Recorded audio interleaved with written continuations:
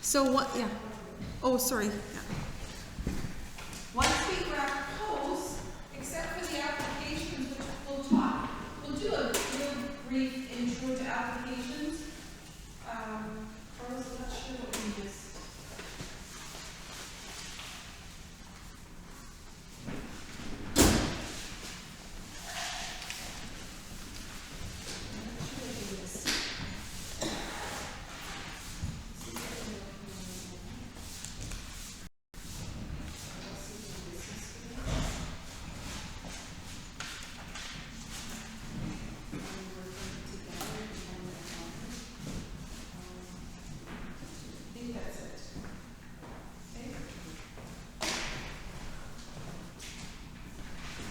Okay, so we're, now, if I look back, do you remember the 5 key points of sine? If I did the 5 key points of one cycle, and if I say the cycle starts where we usually start, it starts at, so this is y equals sine x. Sine starts on the median, right? Ends on the median. And halfway between the start and the end is another median point. So sine is really centered on the median line. And then halfway between these, I have my high and my low, right? My maximum and my minimum. That's the graph of y equals sine x, no transformations.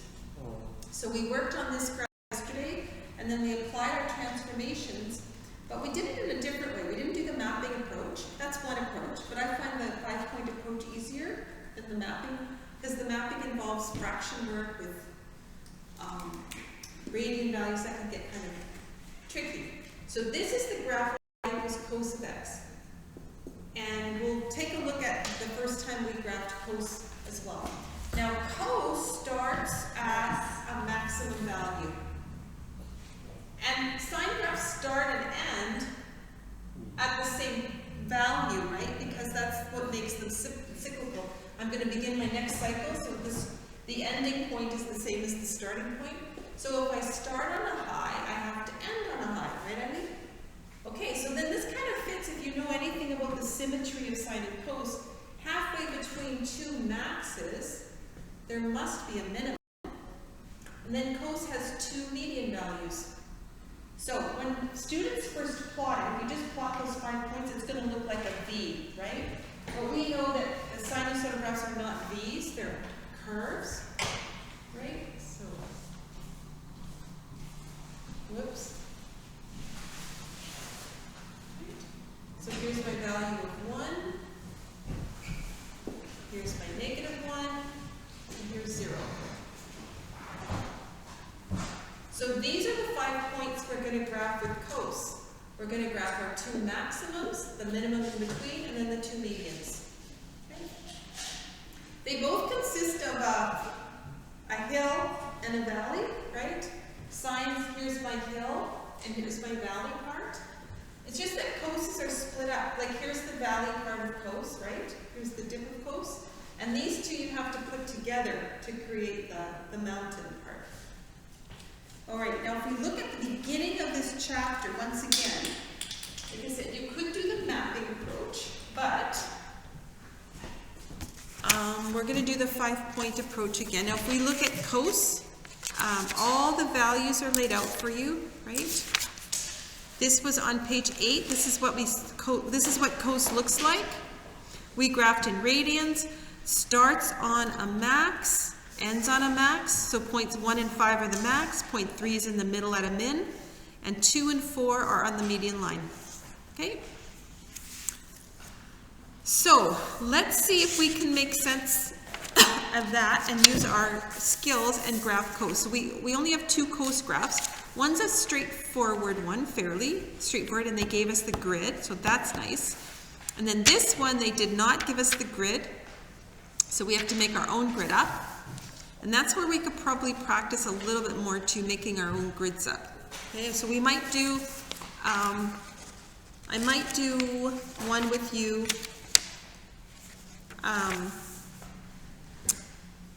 on one that doesn't have a grid, all right? Or maybe we'll even do a couple more.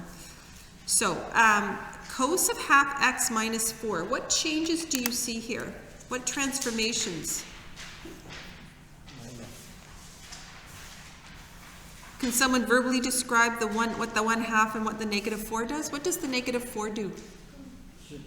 Shift down 4, right? Vertical shift down 4, and this controls the period. So what I want to do is, what I think we should do is what we did yesterday. Label our A's, our B's, our C's, our D's, and figure out what that means for us.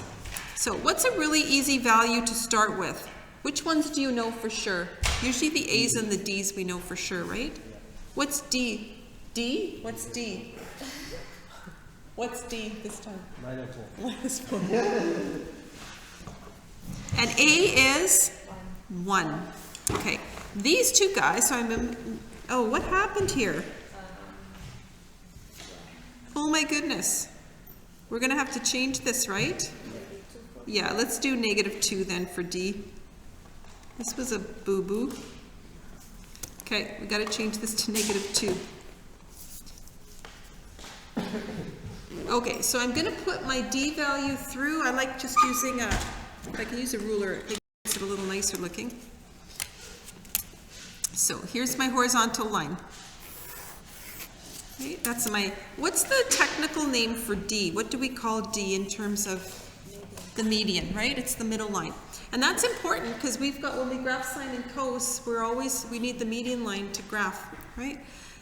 So what will my maximum value be? Yep, -1. And my minimum is -3. Okay. So the formula would be D plus A, D minus A, right? If I wanted that. Okay, so now what else do I need? I need to know my period and my starting point. What will my starting point be?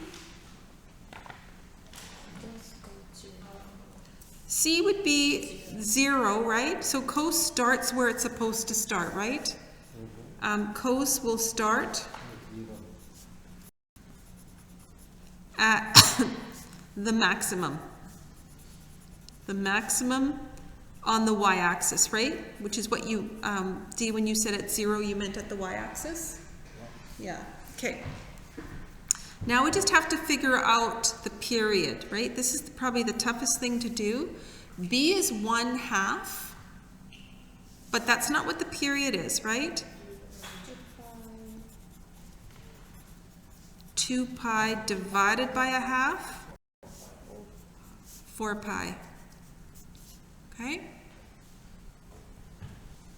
So this gives me my starting point. This gives me my ending point, right? Now, Carl, can you and John see my pencil if I use pencil? Can you see that? Is it too light for you? Or I could try turning a light off. Do you want that? Because I kind of have to use pencil to graph. Dennis, can you see this? I know it's a little bit dull.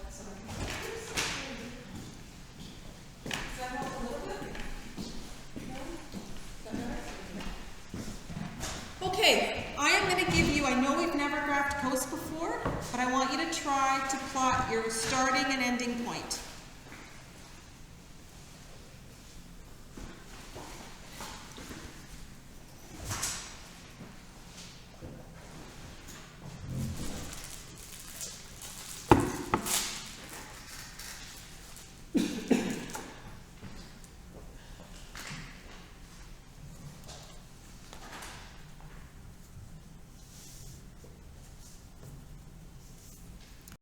So far, so good.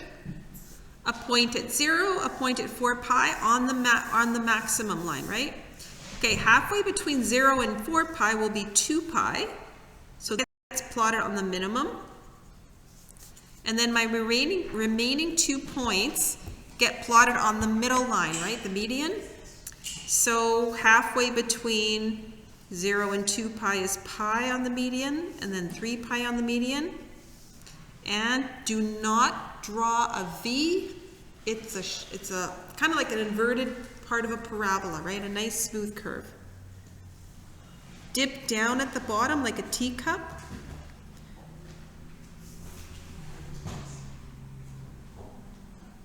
All right, could you produce another cycle? Okay, starting point, ending point will be where? 8 pi, 4 pi away, right? Smack in the middle is a low point, minimum, and then 2 medians.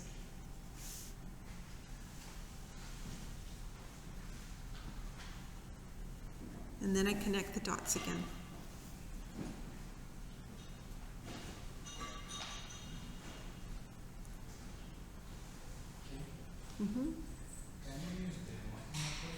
Sure, you can. If you want to, I'll come and talk to you about it.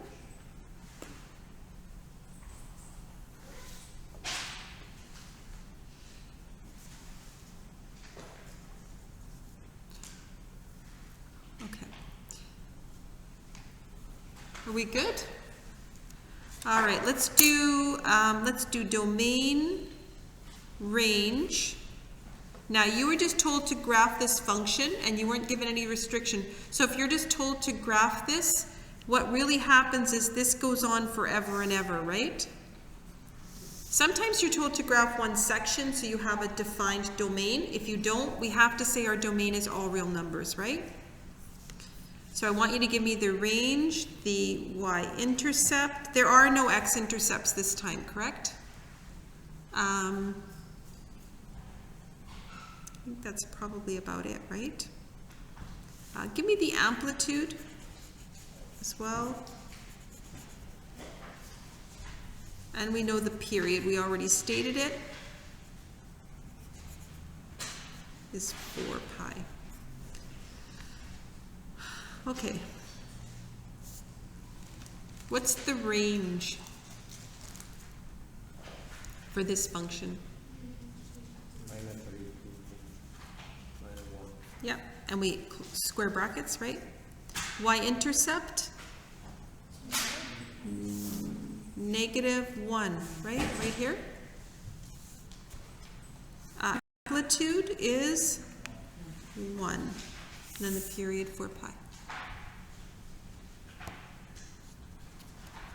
Okay. All right, let's, we good? Let's move over. Let's try this one. You know what? When I'm looking ahead to, I might actually do a couple more with you just right now on a piece of paper. I'll get you guys to pull out a piece of paper. Let's try this one. Lots of transformations, right?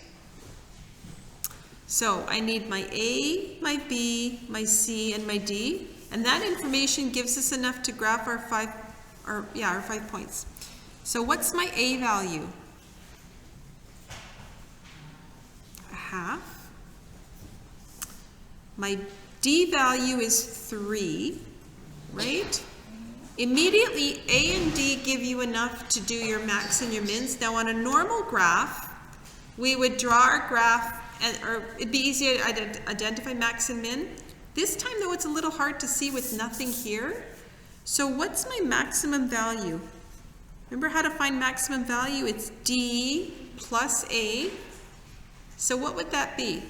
3 plus a half, 3.5, okay? It's kind of nice to identify all your important values before you start to draw your grid so you can see what numbers you need.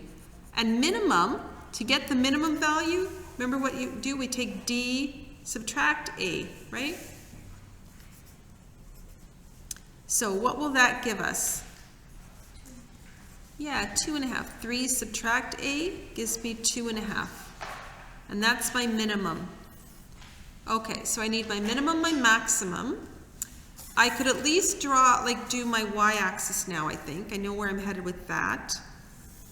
And so that tells me I'm gonna go up by halves.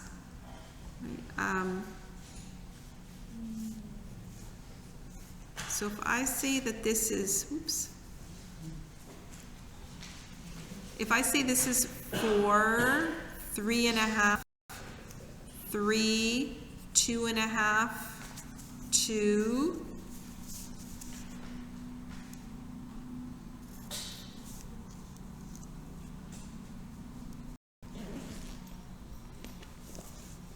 one and a half, 1, weeks, And then this is going to be my half. This will be my 0. I'm going to kind of scrunch it on here. Actually, you know what I'm going to do? I'm allowed to do this. I'm going to show you what we can do. Because I kind of ran out of room here. So I'm just going to put my x-axis here. Whoa, what's happening here?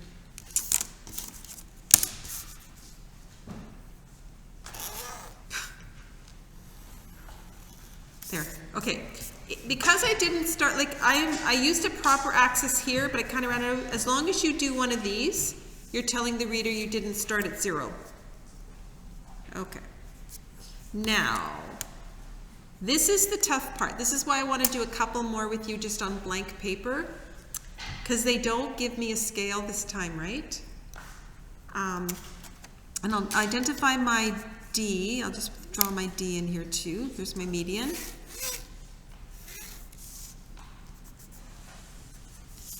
This is my max and my min. So we have to create our own scale, and that's probably the toughest part of graphing. You saw how easy graphing can be when they give you a grid, but they don't give us a grid. So we have to look here. What is C? What's the value of C? Pi on 6. So C tells you what scale to use. I would use whatever they give me for C. That's what I would use for scale. Okay. Now we also have to pay attention to the period, because we have to know how far to go too, right? So let's see. B is equal to 2. So my period equals pi, right? And usually 2 cycles is a good number to at least include. So I want to go, I'm going to use, I'll put this in red. We will use pi on 6 as a scale on the x-axis. Whatever they give you for a C value, use that or a multiple of that as your scale. Does that make sense? Because that's how much you have to shift down, right? So you may as well use, that should be your tick system, right? So how many ticks would I need for a full cycle then? I think I'd need 12, wouldn't I? So maybe we'll only get one, we'll see, maybe we'll only get let's see. 1, 2, 3, 4, 5, 6, 7, 8, 9, 10, 11, 12. We might only get one cycle. So 1, 2, 3, 4, 5, 6, 7, 8, 10, 11, 12, 13, 14, 15, 16. Well, we can get a good start on it anyway. All right, so there's 2 ways you can identify a scale. It would be a lot to number each one. You could do something like this, okay? 1, 2, 3, 4, 5, 6. This is typically what I've been doing for you when I give you the grid. And then here I'll say this is pi. Does that make sense? 1, 6, 2, 6, 3, 6, 4, 6, 5, 6, 6 sixths. 7, 8, 9, 10, 11, 12 sixths. So that's 2 pi, right? And then maybe I would do this first one, right? Pi on 6, just to remind myself that that's pi on 6. Now, if you want to identify each one of these, for sure, do that. You can say 1/6. You could call this 2/6 or pi on 3, whatever you need to graph properly. Would this be enough? Will this be enough for us, do you think? Okay, so I'm going to record what I did before. 1 tick equals pi on 6. So how many ticks will make a period?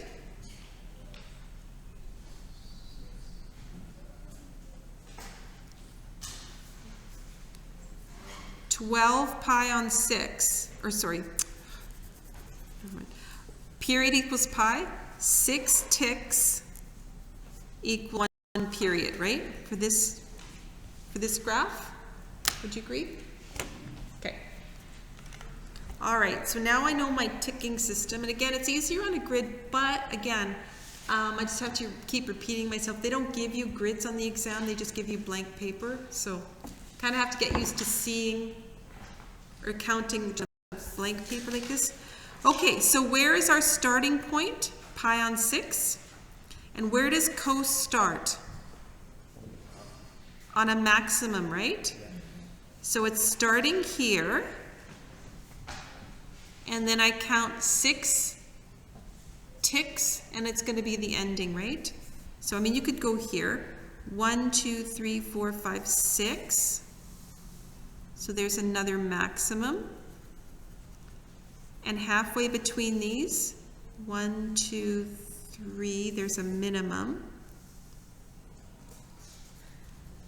It's hard, right? I find it hard. Then halfway between these two guys, so 1, 2, 3. So at 1.5, 1.5, there's a median value.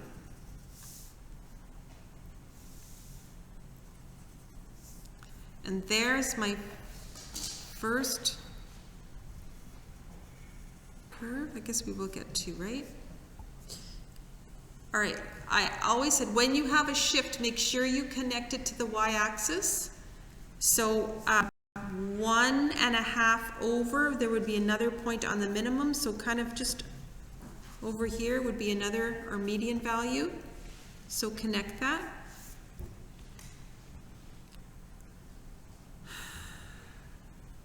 All right, let's keep going. So here I am, this was where I ended. 1, 2, 3, 4, 5, 6 is another maximum. 1, 2, 3 is a minimum. And then 1.5 is a median, another median, and connect. And they told me just to graph the function itself, so I'll have to put arrowheads. Oops.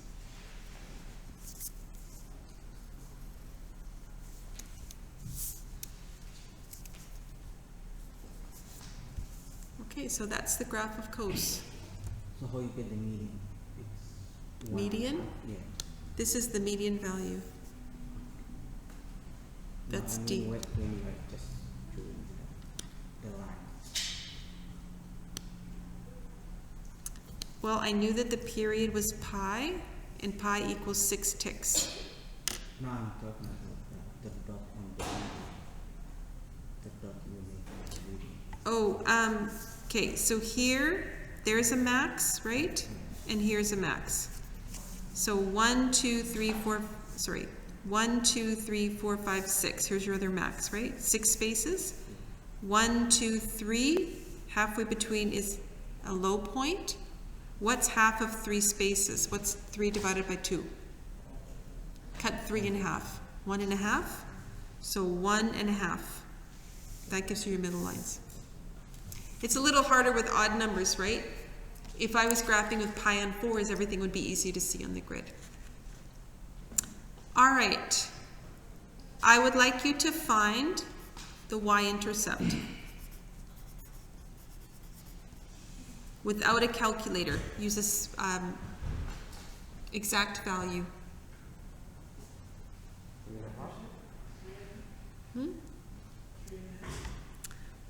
Well, I don't think it's 3.5. It's between 3 and 3.5, right?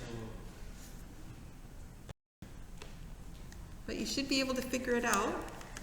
We did one of these yesterday, Carl. I'm not sure if you could try and figure it out.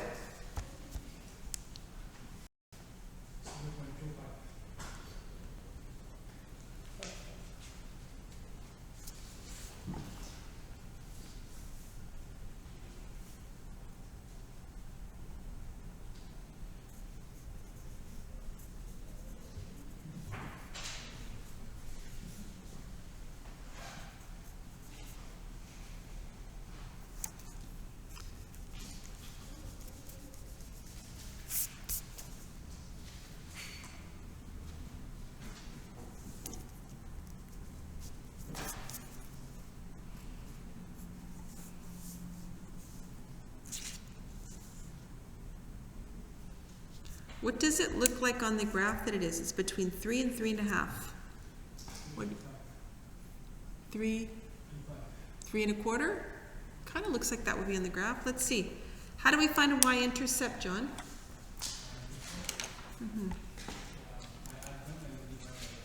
Well, we replace x with 0, right? That's the process. So, y equals 1/2 cos 2, 0 minus pi on 6 plus 3. I know it looks really complex, but you know how to handle this. So I would have what? Y equals 1/2 cos 2 times negative pi on 6 plus 3. So y equals 1/2 of cos negative 2 on 6. What does that equal? Negative pi on 3, right? Okay, so now I stop. I don't have my calculator. What is cos of negative pi on 3? So it's down in the quadrant 4. I mean, you can think of cos as, or pi on 3 as 60 degrees. So cos at 60 degrees, what's the reference angle for 60 degrees in cos? 1/2. Down in quadrant 4, it's still positive 1/2. So then I have y equals 1/2 times cos of negative pi on 3 is just 1/2 plus 3. 1/4 plus 3, and you were right, John, 3 1/4, or 3.25.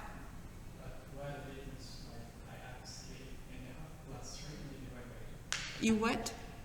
3.5 added to the 3 and divided by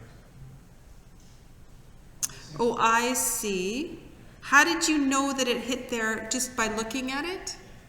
You don't really, I could have graphed wrong though. So you can't rely on that. Minus 3, pi on 3 is minus 2, isn't it? Cos of negative pi on 3. So, let's see. Am I wrong? Okay, so here's pi on 3, right? So it's my 60 degree angle, or, yeah? Okay, so reference angle is 60 degrees. Down in quadrant 2, so 60 degrees, Oh, yeah. right, is 1/2 for x, root 3 on 2 for y. So it would be 1/2, right? Yeah. Okay, there's still, you could work on, what I'm going to get you to work on is I'm going to get you to work on these coses on this sheet now, and I'll post the answers. I said originally at the beginning of class I'll post the answers on the blog. But what I'd like to do, and then I'm going to get you to hand these in to me. So you're going to finish the coses, hand these in, but I wouldn't mind spending a little more time on just maybe 2 more graphs, 1 more cos, 1 more sine. Just with no grid given, right? So let's try, I'm just pulling out a blank piece of white paper, which is what you have to get used to. And let's try something like a graph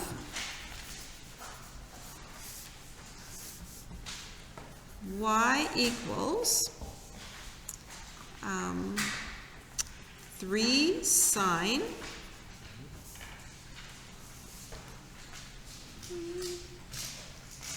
pi on 2, or actually, sorry, not pi on 2. Let's leave it as 2 x minus pi on 3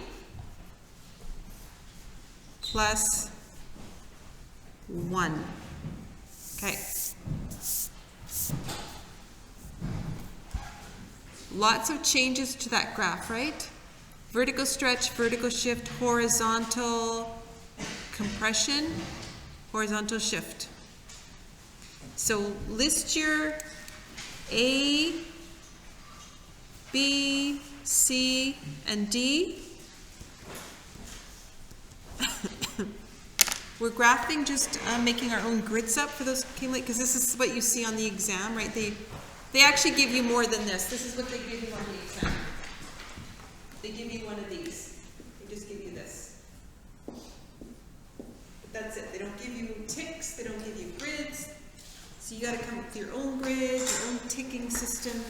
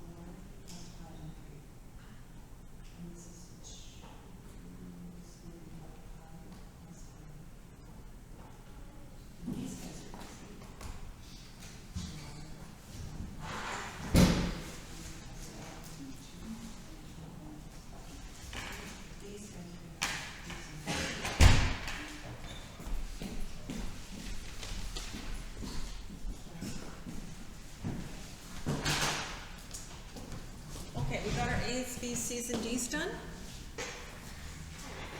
I think it's easy. I think you guys have been picking the A, B, C's, D's easy, like 1 and 3. What do I use my A and D to find right away though? Right after I do A and D, I'm going to recommend you guys find your max and your min, right? Because before you actually pick your scales up and figure out what your Y scale is going to be, you have to figure out what your max and mins are, right? So my max will be D plus A, and my min is going to be D minus A. Okay, so that kind of gives me a starting point. What else do I know? B is 2, so what does that tell you about the period? Perfect. Okay, and then my C value is, my starting point is pi on 3. Now, as we just said, that tells me what, or you don't have to, but I would suggest then you do your scale in pi on 3s. Right? Does that make sense? Because I'm going to have to shift pi on 3 to the right for my starting point, right? So you may as well have your first tick represent pi on 3. Okay, so now I'm ready to pick my ruler up and make some kind of a scale here. So let's see, my max is 4, my min's -2. I will need the x-axis will figure into my picture, right? Okay, so let me do that first. So 1, 2, 3, 4, -2, and my median value is 1, so I'm just going to switch that in just quickly. So that's my D is 1. Now once again, my period's not too bad. It's difficult. We'll do, the next one we do, I'll make the period big so that you can kind of get used to seeing, oh, you're gonna have to really pay attention to that X scale in order to fit a big cycle in there. Okay, so I'm going up by pi on 3s. So that's the decision I made. 1 tick equals pi on 3. All right, so let's do this right away. How many ticks will make a period then?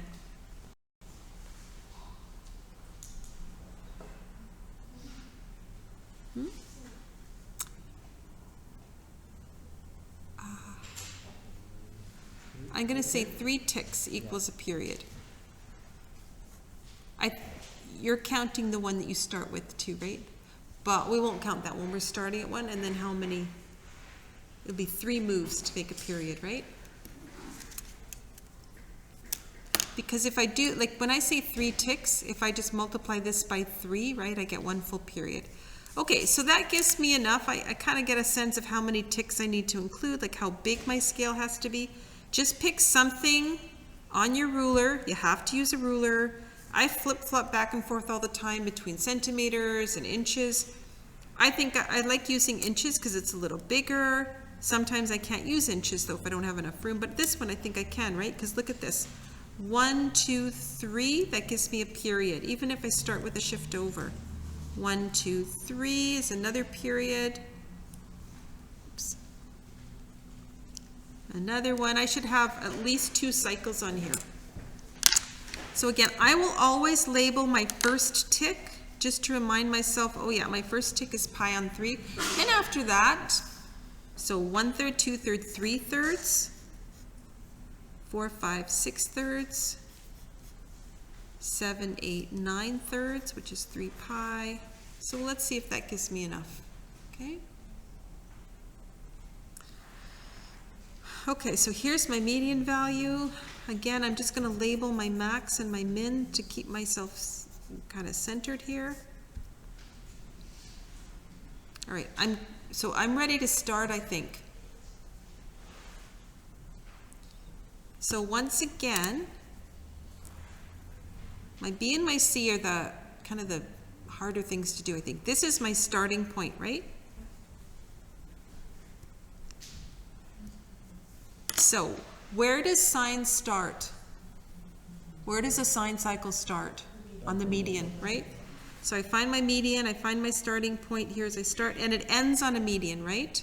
This one's going to be kind of, this is what I'm saying, like sometimes you don't pick the greatest scale or the greatest spacing, but whatever. I start and I end here, right? Sorry, 1, 2, 3. Yeah. Okay? Agreed? Starting here, 3 ticks is 1 period. 1, 2, 3. Okay? Halfway between 3 is another median, right? 1.5 here. This can get a little trickier, right? We should have maybe used 6s. Okay? So maybe I'll adjust that. So halfway between these two, I'm just eyeballing it. I think it's halfway's here.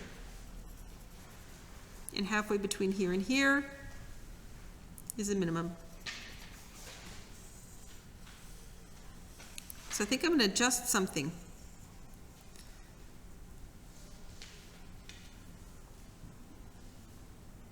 I mean, it works, but it's a little... Okay, so 1, 2, 3, the end of a period. Halfway between, I'm heading to a high. Or sorry, a median, thank you. And halfway between these guys, I'm just kind of eyeballing it here. There.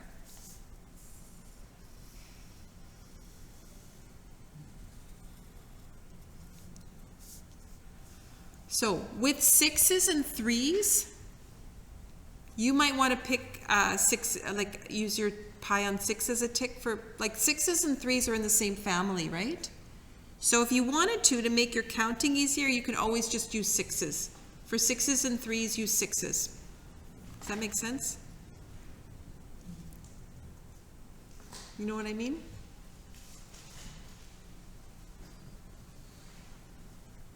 No, you don't know what I mean?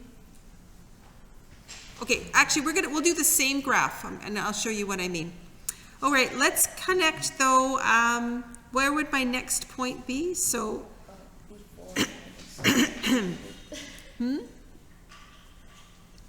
where's my y-intercept? I don't know where my y-intercept is. Remember I said you guys always have to connect your y-intercept?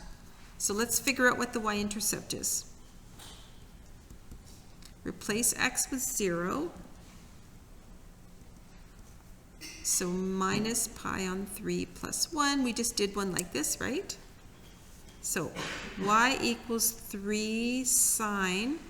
Okay, this is almost exactly the same one we did. We did cos of negative pi on 3. So what sine of negative pi on 3? Negative root 3 on 2, right? Okay. So I have 2 times negative root 3 on 2 plus 1, or sorry, hang on a sec, did too much at once. Okay, y equals 3 sine negative 2/3 pi plus 1, sorry. Okay, 3 sine, sorry, once again. This is negative 2/3 pi, right? All your pi on 3s are root 3 on 2, so in this quadrant it'll be negative root 3 on 2. Agreed? Okay. So 3 times, this is negative root 3 on 2. Plus 1, so y equals negative 3 roots of 3 over 2 plus 1, which doesn't mean anything to us, so I'm just going to plug it into the calculator. Negative 3 root 3 divided by 2 plus 1, negative 1.6.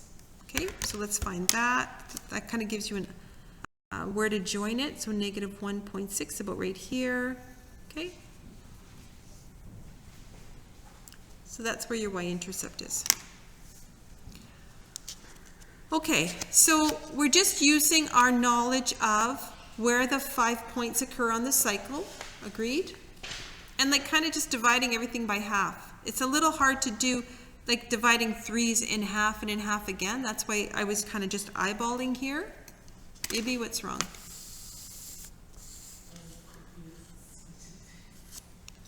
What are you confused about? The graphing? Or the intercept? Okay, so let's do this. Let's take a look. What if we would have graphed this one using sixes? Let's just do that. And then we could make a hard and fast rule. Okay, everything's going to be the same, right? I'm just going to move up here for a sec. So A is 3, B is 2, C is pi by 3, okay? D is 1. Everything's going to be the same. Maximum is 4. My minimum is -2, right? My median is 1. So I pick my ruler up. I do the same thing. But we'll make a hard and fast rule then. Okay, let's do this. So 4, 3, 2, 1, no. 4, 3, 2, 1, 0, -1, -2, and 1 extra. So 4, 3, 2, 1, 0. Okay, so here's my x-axis, okay? Here's my maximum, my minimum, and my median. Okay, and I'll just draw a little pencil mark through my median, okay? Okay, everything's the same, correct? Except this time, 3's were confusing, okay? You think 3's were confusing? So if I see this is either going to be a degree measure. Degrees are easy to use, right? You could pick out whatever degree multiple you wanted. So you'll either get a degree measure, a real number like 2, 3, 4. Those are easy to work with as well, right? If you get this as a 2, 3, or 4, that means your B value had a pi in it, and the pi is going to cancel out. Okay, so those are easy. It's only the pi on 3's, the pi on 6's, pi on 4's, for example, right? So if you get pi on 4, I'd suggest you use pi on 4 as your scale, right? You'll either get pi on 3 or pi on 4. Those are probably easy to work with too. If you get either of these, always use a 6 then, okay? So what I mean is, 1 tick equals pi on 6. Okay? Don't ever use a 3, use a 6.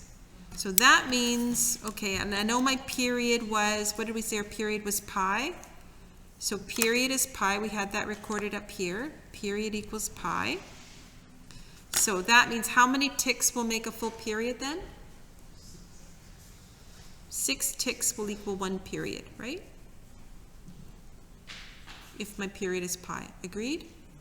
Okay, so never use 3's, just always use 6's. No big deal. So let's do that.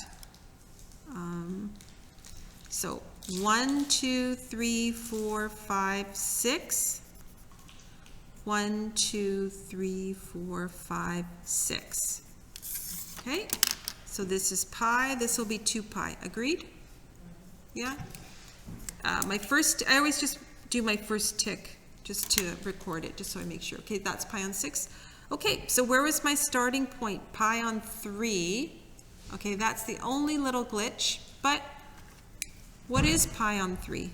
It's just 2 sixths, right? 2 sixths. Okay, so my starting point will be at 2 sixths, 2 pi on 6, which is pi on 3. Okay, so this is sine again. I start on a middle, and I end on the middle, right? 1 period is 6 ticks. So 1, 2, 3, 4, 5, 6. 1, 2, 3. Okay, what happens between points 1 and 2 for sine? A high, right? So 1.5. That's okay to do, right? 1.5. And then 1.5. Here's your middle.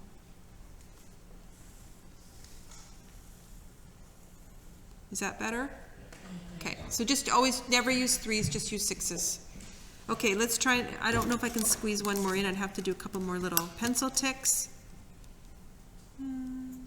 Because you can always convert your pi on 3's and your pi on 6's are really, the 3's are multiples of 6's, right? So you can always think of anything with a pi on 3 is converted to a pi on 6 by just doubling it, right?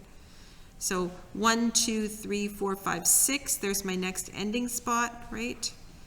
1, 2, 3, another middle spot, 1.5, I have a high, 1.5, I have a low. So there's my 2 cycles. It's easier to connect your y-intercept too, right? Because my next point, what's going to be my next point that I plot after this one moving in the negative section? It's going to be a low point, right? It's got to be a low point. So it's 1.5 over. It's going to be a low point, so it's going to be about right here, right? And then I'm going to move 1.5 over, so a half and 1 over, it's going to be another median. So that can kind of also help you out with your y-intercept too, right? Okay. Does that? So yeah, just use, now what if they give you something, once I saw on an exam, I mean I'm getting a little ahead of myself for exams talk, but once I think they gave something like this, x minus pi on 5. What would you use? Pi on 5, right? If they give you something oddball, you got to just use that, right? Okay, you guys want to do a little more, now you practice a bit. So you're going to do the remainder of these guys. For anyone who came late, I did the last few examples in here. If you want to come look. So now you're going to do the coses. And there's 3 coses. Now, what if you did I don't know if you guys did all these yesterday. I know a few of you did. What happened when you came to number 4? What did you do for number 4?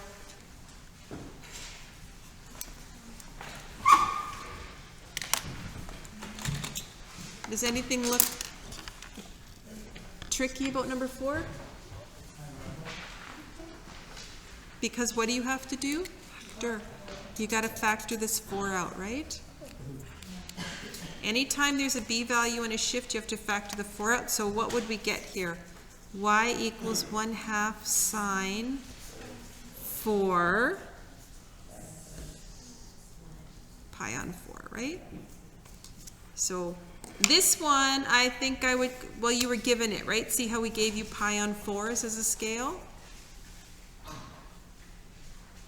Probably looking back at these guys now, where the scale is given to you, they probably seem a lot simpler, right? It's hard to come up with the scale. That's the hardest part of graphing, is when you have to make your own scale. So the 4 is on the b value? Yeah, the 4 is always the b value. Yeah, because see how it remains 4? So just like in our regular transformations, it was always the horizontal stretch. The only thing that changes is the shift. You're not shifting pi, you're shifting pi on 4. Yeah, so b is 4. And what does that tell you about the period then, Neville?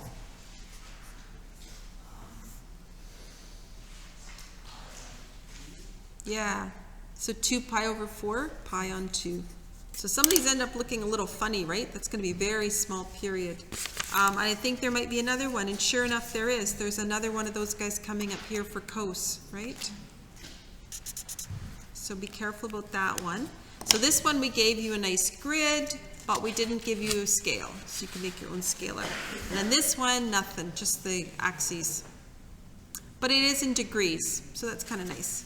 Now, the last page I asked you, and this is something you could try and do before you leave today, right? Is that to attach this page and hand these graphs in for marking. So if you want me to mark them. And you can kind of look, this scale is probably going to be a nice scale, right? Because it's shifting by 2, so you're probably going to get a nice scale. This one you're shifting by pi on 4s. This one you're shifting by 1 again, so you're probably going to get a nice scale out of that one somehow. Okay, as I was saying, hopefully everyone remembers tomorrow. I pushed the test way back till Tuesday. There is a chapter test review in here if you want to start looking at that. I'm going to have another review for you tomorrow.